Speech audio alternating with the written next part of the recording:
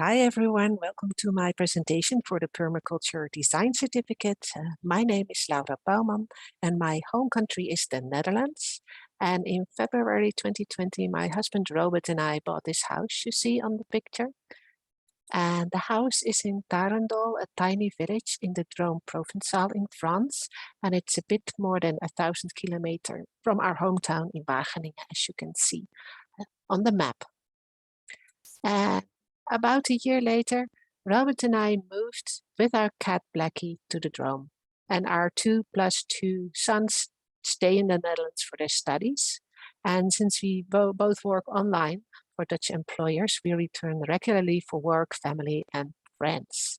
And we started our adventure guided by permaculture and under the experienced and loving wits of my mentor, Mandy Berklin.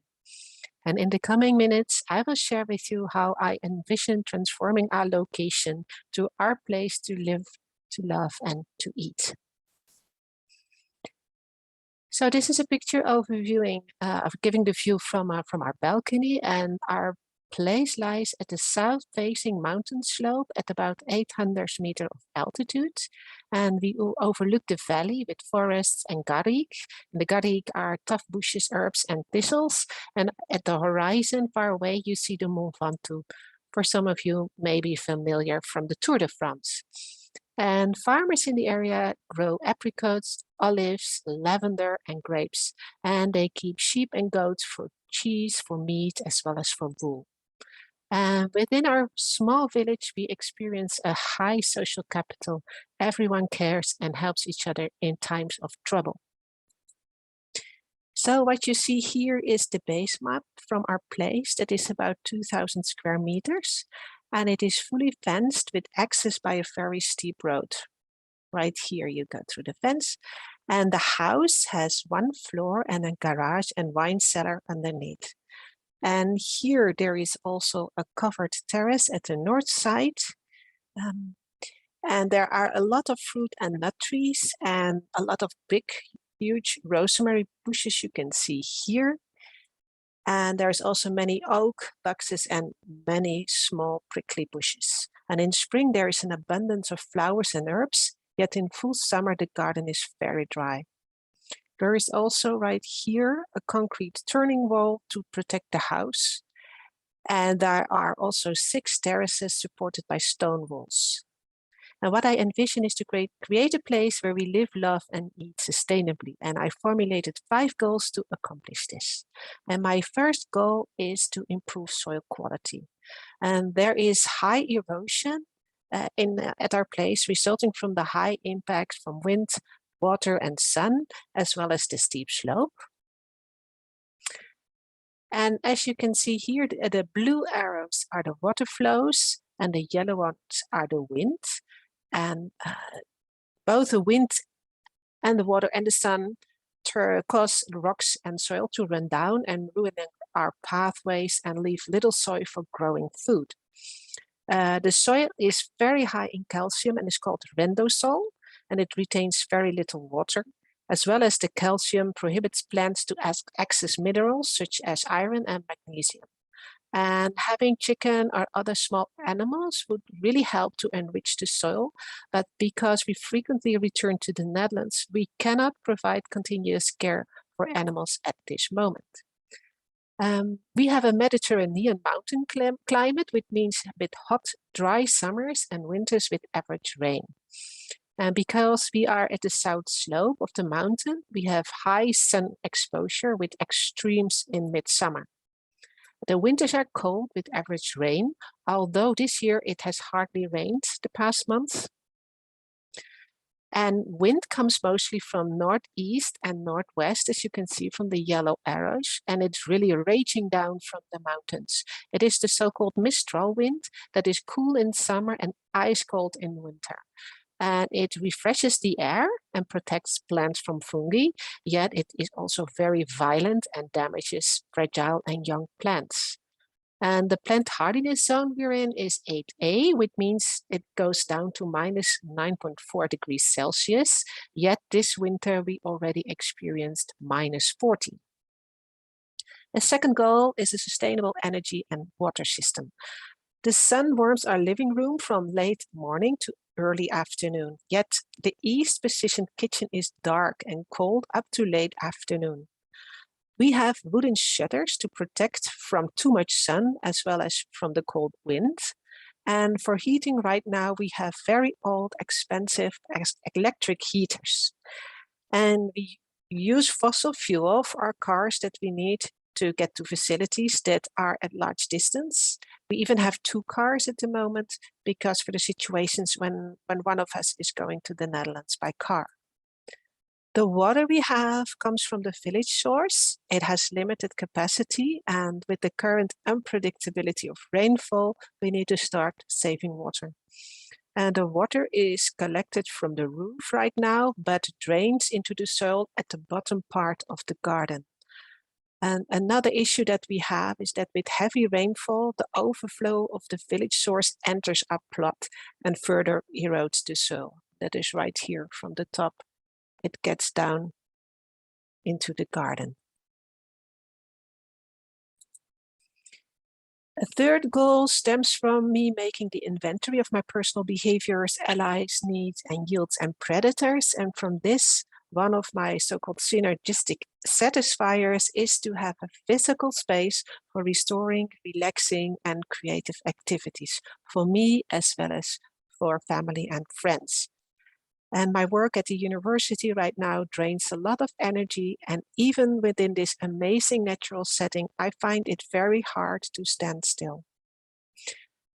And my fourth goal is to connect with the area's natural, historical, and social-cultural richness. And my best childhood memories are from being on holiday in this area a long time ago. And I have often dreamt to relive this sense of freedom, to play at the river banks, to bath in the ever-shining sun, and getting the food at farmers' markets filled with local produce. And now I am living this dream, and I want to tap into my neighbors' experiences and wisdom, and join local activities and invite them to share my passion for food. And my last goal is to apply what I have learned in my work setting in the Netherlands. I want to develop a learning garden for students and colleagues at Wageningen University.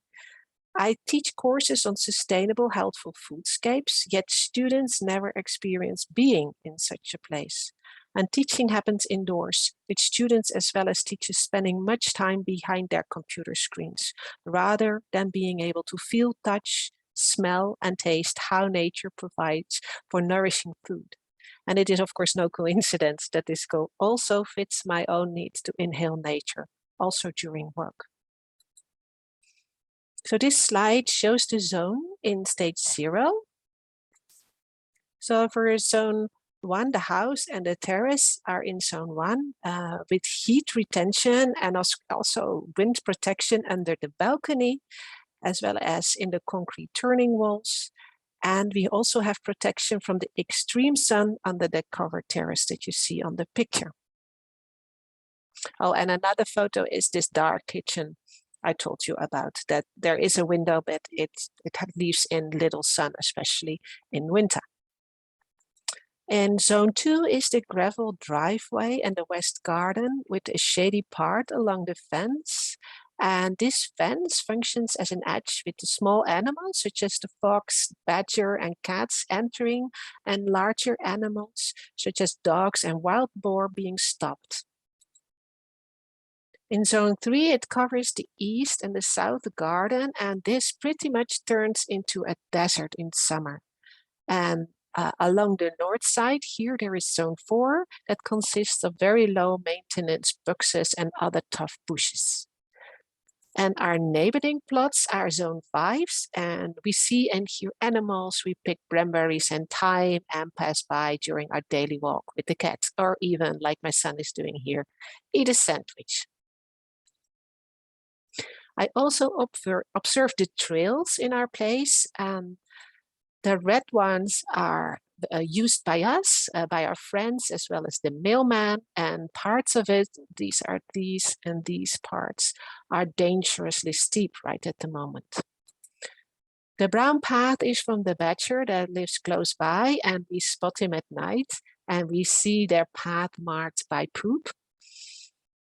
And the purple spots here are from the wild cats that try to enter all the time through the gate and through the to the fence and play, or I think maybe even fight with our own cat.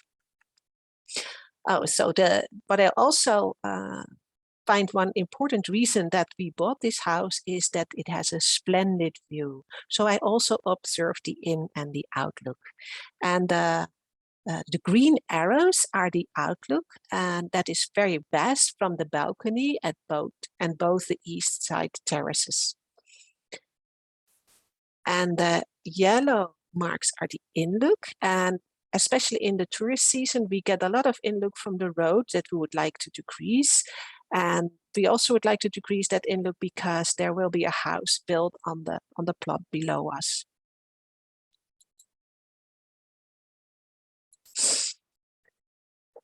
So this zone shows a spired zoning with expansion of zone 1 to include the south and upper northeast terrace. So we want to make this bigger here. I want to create a plant nursery right here under the balcony to benefit from the heat retention and wind protection. And for restoring and relaxing with an amazing view, we will place a sun cover at this terrace right here, and we will surround it by drought-resistant flowering plants. I also am thinking about a small cold water basin, but with the increasing water shortage, I'm in doubt whether to do this. We also will place seatings for eating and creative expressions right here under the covered terrace, and build a small cabin right on the highest terrace on the right, creating an additional zone 1 space for relaxing and view gazing, writing, and hosting visitors as well. Zone 2 will be extended to become an area for sensory strolling through insect-attracting herbs, flowers, and small bushes. And in zone 3, we have to repair walls and stairs and plant bushes to prevent further erosion. Zone 4 only needs pruning to align with the fire regulations in this area.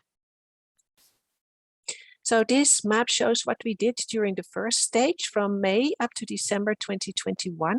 And the new elements are marked with a red border. So what we did to restore the soil, we have rebuilt stone walls and stairs and planted bushes and plants recommended by our neighbors and the local plant nurseries to fit the calcareous soil and be drought resistant. And we chose them also so we have a varying blossoming period. We also created a compost hive at the west side of the garden right here in a space with least sun and easy access from the kitchen. And we also positioned plants in a way that there will be less inlook from the roadside. So right here and here and here. For the water system, it is obligatory to connect to the sewage system. So the septic tank got disconnected. And as you can see here, this left a large trench in the garden that we decided to turn into a herbal pathway.